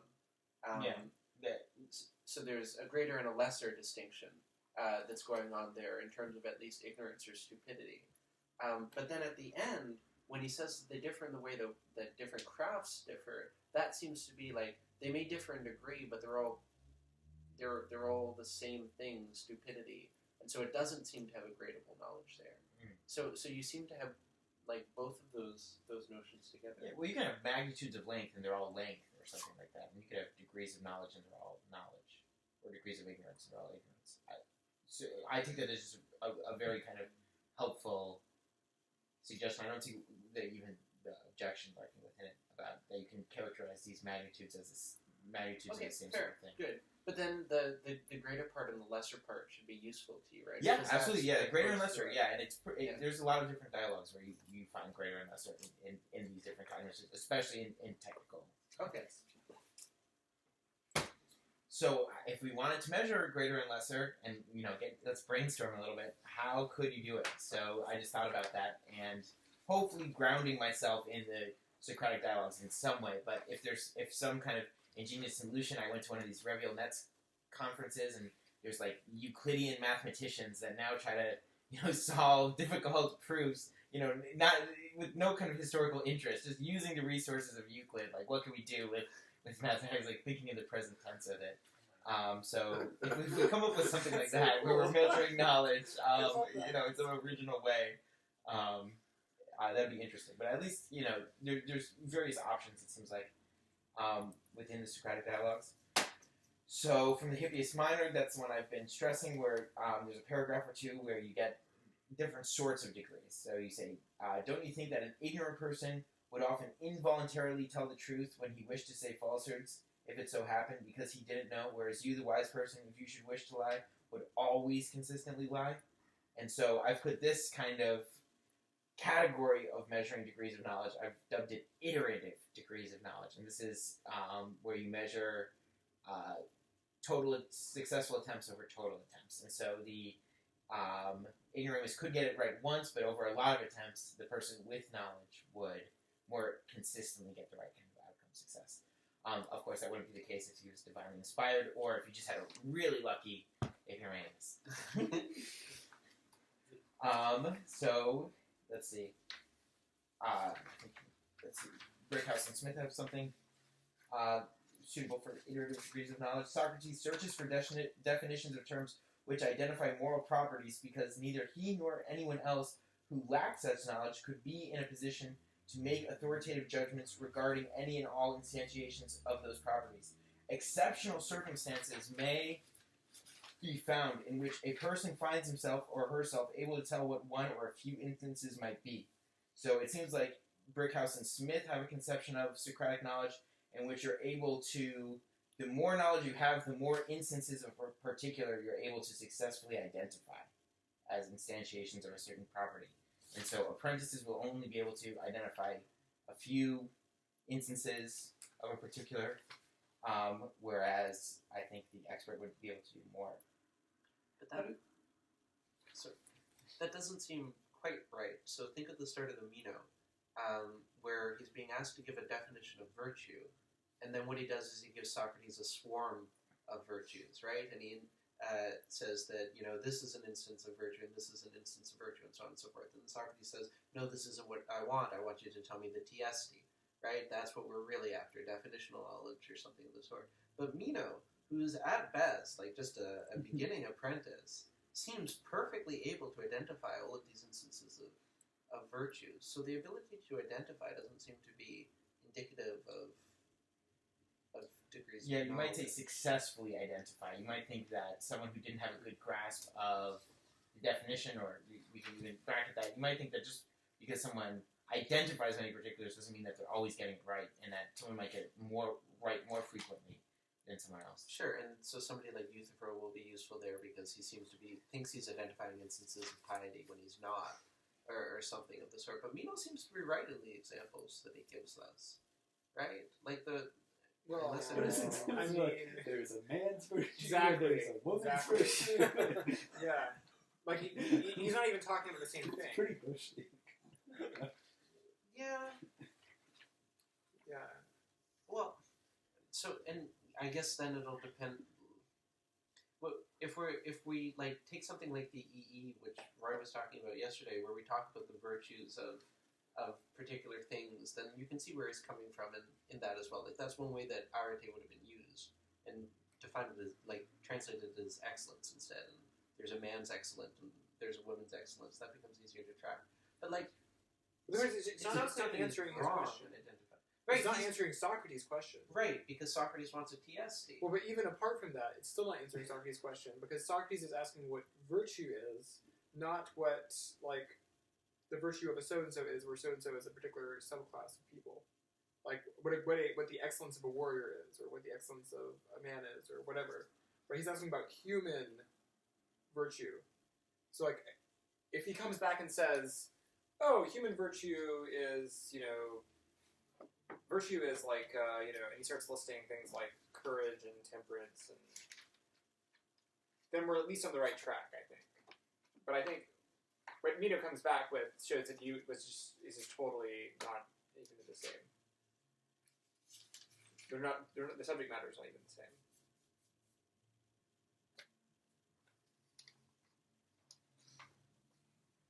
The other thing I was going to say, Grant, was so. It seems like what Brickhouse and Smith are talking about is different from what you're calling iterative knowledge, because it seems like what Brickhouse and Smith are after is how many instantiations you can correctly identify. Not that you have to ever manage. It's potentially identify. What? It's potentially identify. It's not with respect to outcome success, because my point is that Right. Okay. you could measure that Right. directly through outcome success. Right, but still, it's a matter of how many they could correctly identify. But you might think that that's different from frequency. Right. So the first part suggested that it was a matter of frequency. Oh, okay. Right. So it was like a So matter of like I would want to divide this. if I yeah. keep throwing arbitrary instances at you and and I take that as n approaches infinity, Yeah. like what fraction do you get right? Yeah. Right. Whereas this looks like no, it's a matter of like just the number, like how many instances can you give me? I was kind Right. of assuming it was a zero sum, that if they would either be right or wrong about any proposition, you'd answer yes or no to it. Something like that. Maybe that's where I was going, but this might just be pure magnitudes or something like that, not percentage. It might be a fundamental rather than a derived measurement or something. Some distinction like that. That's not exactly what. Can I ask? So, I'm worried that the Hippias monarch with the S6 kind of belies this whole iterative. Yeah.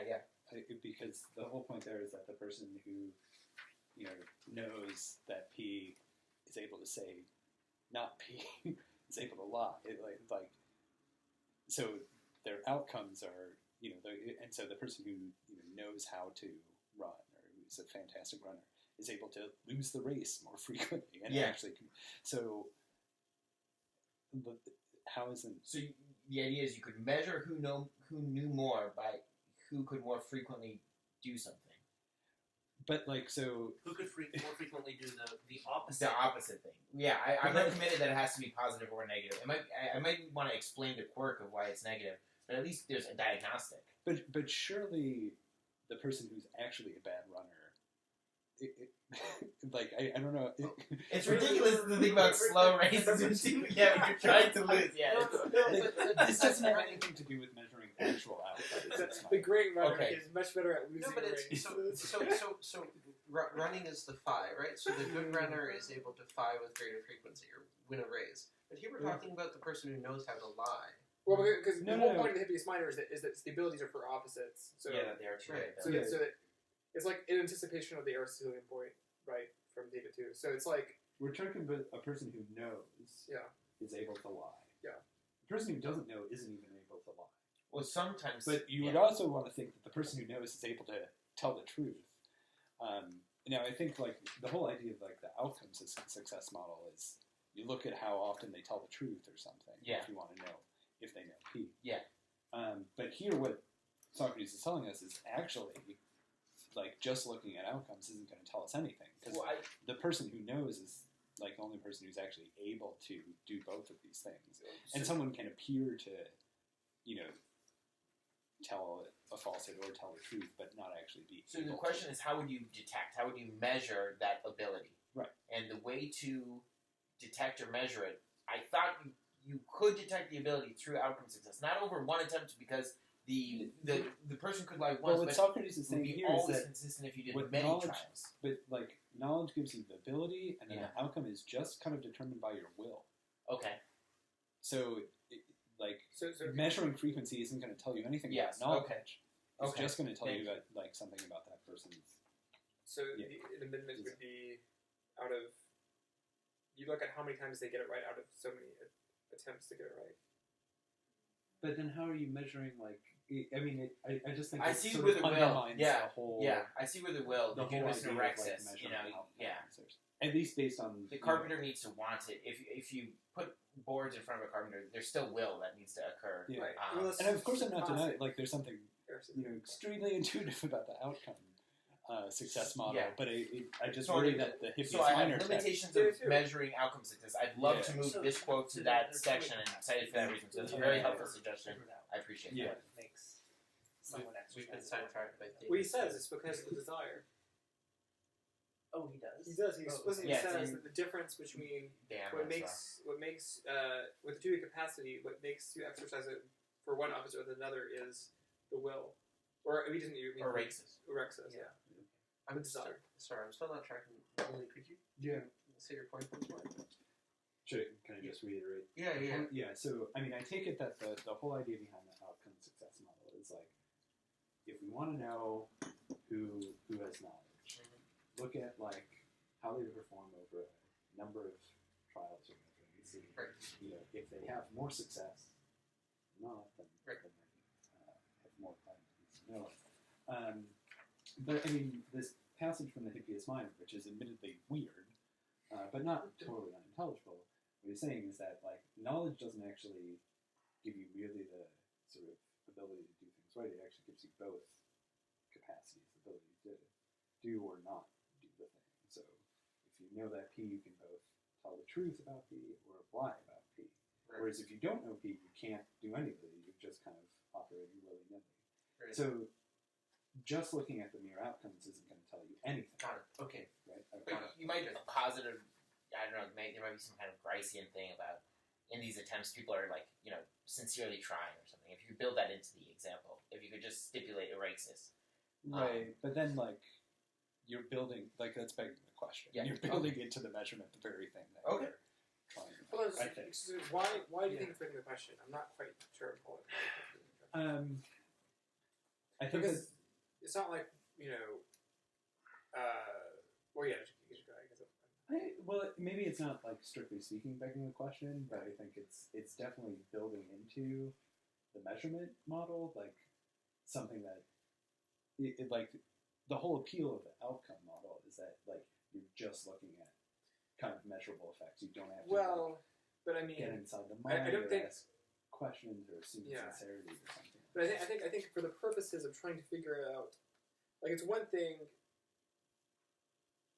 I mean, I don't know. I'm not sure if Socrates would be bothered by the fact that we can't like observe desires from a third person standpoint. Mm-hmm. As long as it's not circular in the sense that the account is circular, right? Like, I'm not sure if he would be bothered by that kind of thing. I mean, he wasn't a behaviorist. There does seem something intuitive. The carpenter example you were giving, Grant, is good, right? So there are going to be a whole bunch of instances when a carpenter is in front of the means to build a chair but doesn't build a chair. But we're not going to want to say that he doesn't know how to build a chair because he's had all these instances where he could have built a chair but didn't, right? So I'd like to. So for that reason, I welcome Willie's suggestion. I would slide that now into limitations of measuring outcomes success, section 9. But I can find other ones. I'm pretty sure. I'll give you a promissory note for that, as a good demonstration that sometimes they invoke getting things right more frequently. Maybe the pilot in Euthydemus would be an example. That you have better luck at outcome success when you know. So I'll just read this Jones one. Here's the pilot. Even while never failing to act wisely, the wise pilot may fail to achieve the result of getting to the port safely. But in general, over a large amount of trials, wise pilots do get to port safely more often than ignorant pilots. For the wise are best able to deal with circumstances which they find themselves. It is because wisdom produces internal success, and internal success leads to outcome success, that the wise have greater outcome success. So it would be the necessary connection between internal and success and outcome success for Jones. That means that you could measure knowledge through outcome success. So besides quantitatively measuring knowledge, either through magnitudes or through frequency percentages, you might do it qualitatively as well, with things like skill, grace, economy, ingeniousness, all kinds of things like that. And here you have one from the Hideous Minor again. So if someone were to ask you what 3 times 700 is, couldn't you tell him the truth about this most quickly and best of all, if you wished? So best of all, I think, is some evidence that you can have degrees of explanation in the counts. Because how can you tell him better what 3 times 700 is? Like, I mean, this has to be comical, right? Like, I mean... So that's, I guess, an objection against the passage, but it shows that they have the conceptual resources to consider knowledge in this way. It's also not Bautista, it's Malista. Oh, that's a big difference. That's really, really important, yeah. But, yeah, better for me, I think.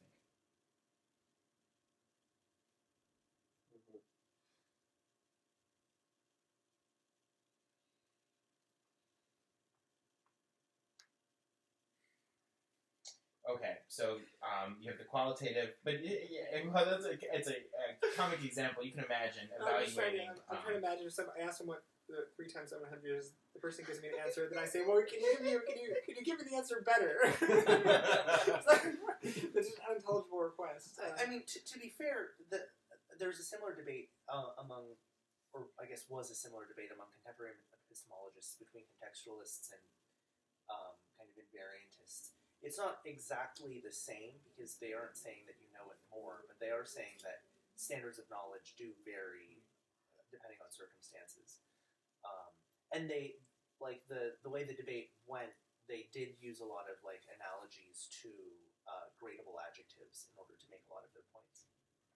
You can also imagine just, like, a hypothetical instance where somebody asks you what 3 times 700 is, and you've just heard this being asked so many times that you instinctively respond, damn it, 3 times 7 is 3,100. But that would be a Malista instance of being able to say it, because the Malista instance would be you've done the calculation yourself, and you'd be able to take somebody through the calculation. And you can parse it out in a way that I think is entirely like facile. And you can imagine you could take people through calculations better or worse. And Thomas O'Reilly, 1949, if you go limitations, a parrot may squawk out, "Socrates is mortal," immediately after someone has uttered premises from which this conclusion follows. Yeah. So there it would be quicker than even Hippias, maybe. Right. Yeah. So that's why you need perhaps the Malista rather than just the Tactus. And so I want to. So one thing I haven't done much work on yet, and it might be a big project that I don't get to if this isn't my dissertation project, is applying these degrees to either theoretically or the examples Plato gives us of dialectical discussion in the Socratic dialogues about interlocutors answering better or worse than others, and Socrates maybe questioning, in a better or worse way. And Weiler talks about a worry that I think we were having with this mathematical example. So modern philosophers, whenever they discuss knowledge, take their point of departure from the logical truth that knowing P entails that P is true. As a consequence, the usual accusative of the verb to know is a proposition and not some subject matter. In regard to the latter, there is a general agreement that there are degrees of knowledge, i.e. I can know geology or French literature more or less, better or worse. What is disputed is that there can be degrees of knowing P, knowing that 700 times 3 is 2,100. As such, an admission would entail that there are degrees of truth. So I got to ask Chris about this degrees of truth. I don't know if that's a licensed inference of landing. I just said, what? Yeah. But- Tell me more. Yeah, Chris doesn't want to bring in degrees of truth to the Socratic dialogues. I tried to talk about degrees of truth for my paper for Willie. In the Theaetetus, there's this gymnastic requirement for getting at truth or being, so I wanted to say you can get more or less of truth or being, but Willie made the point that's just about attaining truth or being. It doesn't necessarily mean that truth or being are gradable. Please tell me that Weiler says more about this inference, because otherwise that's just unacceptable. Just assert that. I think he just asserts that. See, things you could get. I think. I was gonna say, if I had a student who put that, I would like mark the person. He might down be gesturing at right. other. To be fair, he might be. They don't tell me why this inference follows.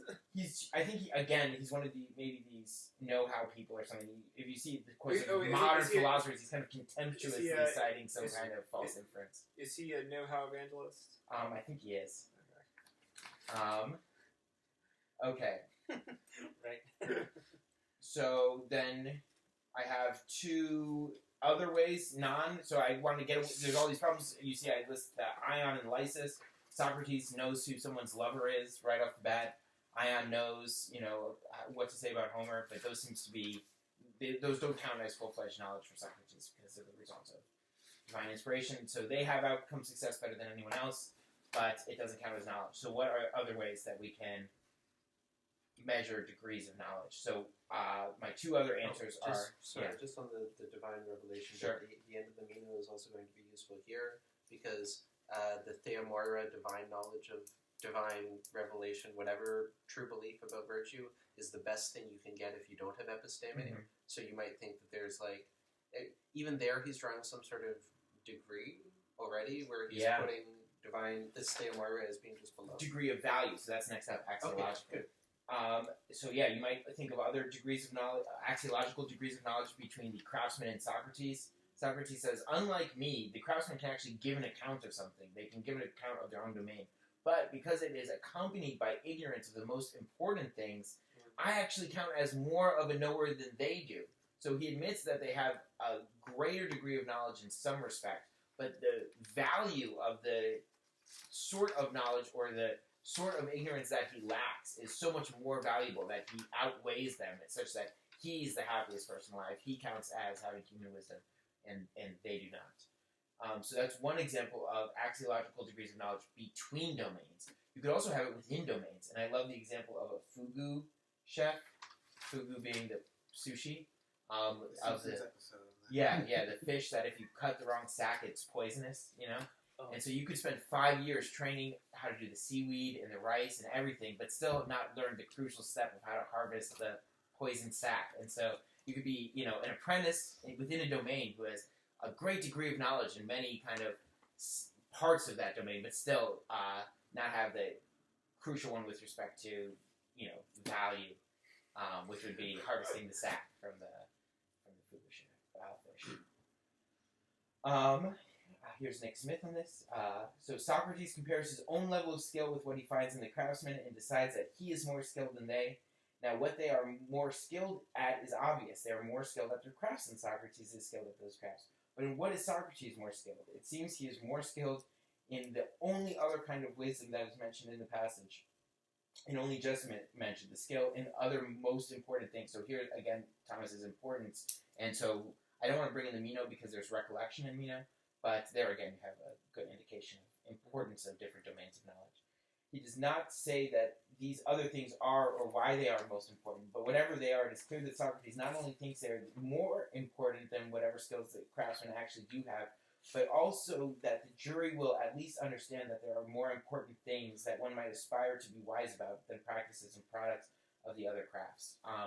So you might be able to measure axiological degrees of knowledge. But again, this is a different sort of measurement insofar as you're measuring value. You still have to determine how much knowledge someone had in whatever relevant domain before you went on to, it's kind of a separate question, how you assess the value of that domain. Though maybe somehow if you had evidence of their value, maybe from that you could draw some inference about whatever knowledge it is that they did have. If you somehow knew, if they were somehow able to provide some great valuable benefit, let's say, then you'd say, well, then they must have this or that sort of knowledge. And the last one, besides axiological, is degrees of likeness. And so we started kind of with manage the measure from Protagoras, and measurement being the salvation. But what in fact you might be measuring is your likeness, not to man, but to the divine, that God is really the measure of knowledge, or something like that. Alan seems to kind of favor that sort of view that the kind of gods are the exemplars of power of dunamai and of Sophia and that sort of thing. So part of me is really happy with that sort of view, obviously. But part of me is really concerned about it because of Alan's own principles. So Alan thinks, at least in Aristotle, that the gods have a distinct mode of knowing that we don't have access to because our intellect is discursive. And we have to think propositionally or at least syllogistically.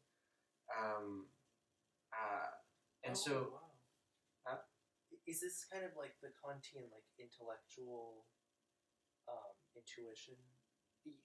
It's the presence of a form to an object and the object's or the subject's awareness of the presence of the form. So it's a non-discursive immediate identification with the object of knowledge. But it's also going to be because it only knows a single thing, at least in Aristotle itself. We should just talk about this later. Yeah, Sorry, I sure. didn't want to hijack it. No, but the concern with all of this is going to be this is a very different way of knowing than the way that you might think that our mode of knowing approximates that to the extent that it's excellent. The simpler it becomes, the less propositions it uses, or something of the sort. Yeah, I'm just wondering how we're getting. Think about the way that knowledge works for Aristotle, right? So obviously it involves certain. The first principles you know by nous, and that's like, even though those are propositions, so actually even before that, you know the terms, right? I guess that's the closest thing to. Even before that, the let's say there's a perceptual form. Well, right, I know, but like its presence is. But the perception doesn't play a justificatory role. So at the start of the knowledge, you have nous, and that's very similar to. It's the most similar thing, in a lot of ways, to divine intellection, right? Because it's simple and there's no propositions. But and then from that you get the propositional principles, and then from that you get the. But we're probably getting like a little far afield because this is all Aristotelian, right? Well, I know, but I'm just pointing out like that because you asked. Well, so I mean, but so for Plato proper, yes. Given the model of like say the demiurge that we get in the Timaeus. Where looking to a form, that seems to be some sort of discursive understanding that then leads to creation. Knowing the form, do you think it's discursive? I mean, it might be. I mean, it isn't. Part of the problem here is that the Timaeus is the Timaeus, and therefore. So the time is 10:30, and we should let Grant maybe wrap up a little. Right. Sure. Yeah. No, that's true. And in the Timaeus, in a lot of places, it's how circular the motion of thought in your head is. Literally, that's how you catch that one. So the more circular it is, the more like a planet. They're the gods. Like you approximate them. Yeah. Aristotle doesn't like that part. But yeah, there's not that rich metaphysics in the Socratic dialogue. So to think about in the Socratic dialogues, what would it take to be divine? And outcome success seems to be one component of that, but there might be more. It might again have to do with the soul, but what do the research of the Socratic dialogues allow us to say about the soul, such that it might be measurable, such that you could fix its likeness, then you could apply it to yourself, figure out how much you know, apply it to experts, figure out who should be teaching you, all that sort of stuff. So let's see. The thesis that Socrates believed that humans had much to gain from trying to become happy and knowledgeable because they could become happier. This is from Rashotko, I think. Because they could become happier, understood as more like happy beings, and more knowledgeable, understood more like knowledgeable being, has important implications. Socrates believed that both actual eudaimonia and actual Sophia were out of human reach. He did not think that Socrates could actually become eudaimonic or wise, but he did think that something could be gained with respect to the quality of one's own mortal life via the pursuit of eudaimonia and wisdom. And Aristotle, of course, tells us to become as like gods as possible. So I don't have a great scale or something like that for this kind of likeness between human cognition and divine knowledge or something like that. But that likeness might be graded in different ways. And then I sat in on some Ray Briggs classes on measurement theory. More than one? What's that? More than one? Yeah. Well, I think That's impressive. And it was a 9 a.m. class. That's why I didn't do it all the way through. But a big question is about fundamental versus derived measurements. We've talked about different kinds of knowledge, propositional, knowing how, or at least productive knowledge or something like that. And so if there's different components, if there's different necessary conditions that are, different modes of knowing, then you'd have a derived measurement that somehow is adequating these different things. And it might be interesting what kind of derived measurements you can get where some of the concepts are threshold concepts and some are graded versus all are graded or not. So I think, it seems like you can add to the secondary literature today just by arguing that gradability of knowledge solves some problems in the Socratic dialogues. And it doesn't seem like there's a lot of thought. In fact, Nick Smith often runs together qualitative versus this frequentative, what I was calling iterative, and that sort of thing. So to just point out that some, like Gould, let's say, just want to measure outcome success, but that doesn't seem like it's going to be sufficient, especially in the Socratic dialogues where there's dialogues about this very problem in the ion, let's say. So we might need these other types, and axiological and degrees of likeness are a good start, but like I said, I came up with these very quickly after I started thinking about the project. I haven't come up with many more in the months since then. So if you guys think of any tonight or any down the road, I'm always around and open to your thoughts. Yep, and we can end now. I would definitely take questions if anybody has thoughts about the project. One last round of questions, and then we can break for drinks. So this is just going to be kind of a more big picture question. I couldn't tell the whole time, like, whether your question was more, what is, like, the actual truth of how knowledge should be measured? Like, what are the sort of, I don't know, truth conditions or, like, the right analysis of gradable knowledge in the Socratic dialogues? Or whether the question is, like, how would we go about, or how do people go about in the Socratic dialogues measuring knowledge when they don't have that knowledge already, which is, Socrates' problem in the Apology. And those are very different questions, right? You would hope that they might have the same answer, but they might not. So I think to make the second prerequisite, it seems like, of the second approach is to show that it is at least plausible that a true interpretation of the Socratic dialogues, like what Plato meant, what a plausible interpretation is or something, involves knowledge being gradable. So I think I need to establish that it's a plausible interpretation by offering some passages, especially some that offer this more or less. If it's a plausible interpretation and scholars are fruitfully applying it to get kind of ethical conclusions about pretty big interpretive questions about the dialogues. Is Socrates happy or not? Am I happy or not? It seems like there's a fruitful application to degrees of knowledge to answer that sort of question. And so insofar as it's plausible and being done, why not add this kind of gesture towards more precision and specificity in the way that we're measuring those degrees? Right. So, I mean, just two quick follow-ups. One sort of related question is, like, the fact that wisdom is clearly gradable and, like, experience is clearly gradable, is that further grist for your mill, or is that just a separate issue in terms of how you're thinking about knowledge? I think that it supports... I'm wondering about grist for my mill. I guess the ways that you measure wisdom and knowledge seem very similar. And right. So I think if the fact that wisdom and experience are gradable adds plausibility to a degree of interpretation, which kind of licenses the project, which is to add theoretical resources to scholars thinking about how to measure those degrees. Right. So you might think, and so this is now looping back to the original question. So, Socrates is trying to figure out, who's the wisest of all humans, or is anyone wiser than him? Is that really right?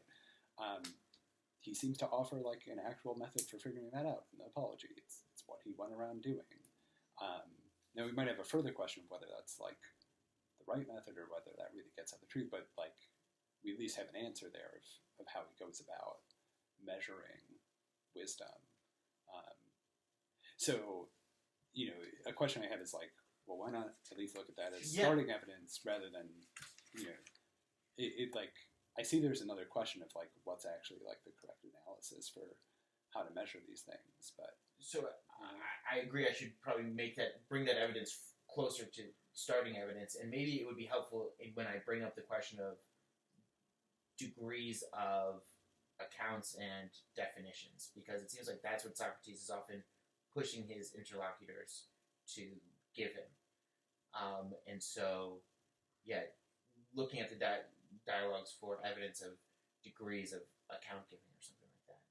Yeah, and it seems like different attempts at definitions can be better or worse that interlocutors give. Some interlocutors give accounts better, even though none of them ultimately escape the language. Yeah, I do think there's an important difference between like just the mere language of like giving a definition versus giving or defending an account or answering questions. And it's often logos, and so I think the account giving is right. And when you think of it as like, you know, the ability to answer questions or like really defend an account at length, that's clearly like, you know, an extended activity that would admit of degrees, whereas like giving a definition does sort of, at least on the face of it, seem like an on-off. Yeah, even if you offer a definition, you still have to defend it, and maybe we get correct definitions that just aren't able to be defended by the people that hold it. So, I think. Yeah, just 2 comments. The first one is a worry, and the second one is while I know you don't want to look at the later dialogues, perhaps looking at a couple compliments you can make in regard to the later dialogues and see if you can, because I think that I'll get to it. So the first one is that I haven't seen these passages in their greater context, and my worry would be that we're talking about knowledge as contextualized within a broader argument, and it may not be what Socrates thinks is his knowledge. It just might be for the sake of argument, assumption, or something like that. Or it may be a different kind of knowledge. And I'll get to that in my second comment. So if you think, let's say, look at the Republic, we think the divided line. The divided line, I like to think of it as a vertical line. And I actually think it's probably supposed to be thought of as a vertical line, because there have been whole papers written on this. Apparently, we found this out during the West Coast Plan workshop. Okay, How many is it alternatives are there? Like obviously horizontal, this way and this way. No, but it's also how the different parts, like whether you think they're equal sized or whether there's different. Right. Okay, I don't. Some parts are horizontal and others are vertical. It's actually just like an S. So let me just give you an interpretation. It's my interpretation, and may be wrong, and people might disagree with it, but it's something to think about. We have 2 things on this line. We have both kinds of knowledge, like episteme and doxa, but even within doxa, you can have levels of gradation. So, and you get this in discussions of doxa, because doxa can be contrast. Sometimes Plato contrasts doxa with episteme, but sometimes he'll just say, well, look, he'll use courtroom language to describe doxa, and doxa can be more or less reliable. So you can have a kind of gradation of degrees within the same kind of knowledge, but you can also have kinds of knowledge ranked. And those are, in a sense, not gradations, but they are rankings of one higher kind and one lower kind. Oh, no, that's called something. Ordinal. So, yeah. So you might have, what I'm suggesting with the second point. Yeah. I know you don't want to go I think that is a helpful, I didn't think that was very helpful. Yeah, and you might not want to go to the because I was doing axiological between kinds of domains and within domains, but then you could say there's there's different domains. There's an ordinal ranking of cognitive acts or something, and within those domains, there's manners of degree. Yeah. But I really wish I had a better grasp on how Socrates uses doxa in the dialogues. So first of all, not only do I want to I don't include anything in the corpus that has recollection. I don't want anything about transcendental forms either. Right. And then also I really haven't done enough research on it, but how doxa gets used in these dialogues. Apart from maybe like Gorgias, there's not a lot of, strict dichotomy between doxa and episteme like you get in transitional and then middle period. So I wonder whether the divided line type model, when that solidifies in the development, and I think it's fairly late in the development. I would want to get clear on doxa and Socratic. Yeah. So generally there's three ways doxa is described. Sometimes it's described contrary to knowledge, so episteme versus doxa. Sometimes it's described as an intermediary state between episteme and ignorance. The Meno, yeah. Yeah, and then sometimes it's discussed in terms of its reliability, and it's more or less reliable. Was that That's Those are two. so? Just to throw out some other ways that you might want to measure Thank you, episteme. So you gave us 4, right? The percentage of success in attempts, the qualitative, the notion of the better episteme is going to be episteme of better things, and then the degree of likeness to the divine. To those, you might want to add simplicity. So, like what Landon and I were talking about. So the knowledge that relies on less premises, or whose premises have less elements within them, might be thought of as better. I'm wondering whether simplicity could somehow be cached in one of the first two ways. Maybe qualitative, because I want to say economy, grace, economy, but maybe that's not the same. Economy of an attempt versus simplicity of propositions that justify. Well, so I do think that like a lot of these options could be different ways of parsing out the qualitative or best, like depending on what you're going to take best to be. But so even if this is going to be a subdivision, it might be useful to subdivide out how different forms of best knowledge could be. So one of them might be this simplicity, right, or economy. Another one might be coherence, or being better ordered. So like knowledge that P, that Q, and that R might be worse than knowledge that P implies Q implies R, right? So you might think having those implication relationships leads to better knowledge. That's great. And what Gail Fine, of course, talks about. Big Plato has what's it when you have the network theory of knowledge, right? And you could have better or worse networks. Yeah. It's very coherent. And so that would seem to be a way. And then another one, final one, might be stability or better testing, right? So knowledge that has passed through more stages of a lincus. I'm not sure if you, like early Socrates thinks you could elenchize knowledge, or once you get to knowledge, that's when a lincus stops. So that might be something to think about. But if you do think that you can perform a lincus on knowledge, just like make sure, right? Then the more that you do that, the surer you're going to become that this is knowledge. And so you might think that leads to a Definitely on the Meno model, it seems to. Yeah. Right. So, well, but the Meno model, it seems to be that the testing is required to make it knowledge. Yeah. Right? So you stirred up these things in the slave boy, and then if you do it many times... Right. So, and then if you do it many times in many ways, then it'll become knowledge, right? But you might think that many times in many ways would also lead to different degrees of knowledge. Yeah, and again, I also, this gymnastic requirement in the PATS, I think. Yeah, good. You good? Okay. Thanks a lot, guys. That was great. Thank you, Grant. Oh, well, we didn't stop for you. Let's not bully Ken.